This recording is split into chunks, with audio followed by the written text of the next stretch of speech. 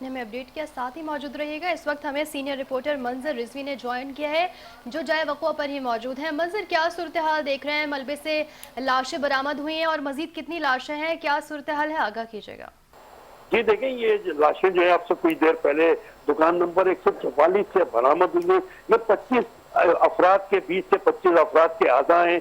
इनको जो है लेबोरेटरी पे भिजवा दिया गया डीएनए के लिए। लेकिन यहाँ आपको बताऊं, डीएनए होना जो है वो मुमकिन नहीं है, क्योंकि बॉडीज के कुछ पार्ट ऐसे होने चाहिए जिसमें जो है डीएनए हो सके। तो जो अस्पताल जराए और जो लेबोरेटरी जराए हमें बता रहे हैं, तो ये जो लाशें बरामद हुई है, आधा बरामद हुए, इनका डीएनए होना मुश्किल है। कोशिश करेंगे कि इनका डीएनए हो जाए, लेकिन अगर कोई भी चीज नहीं मिल सकी तो ये समझे इनका डीएनए नामुमकिन हो जाएगा।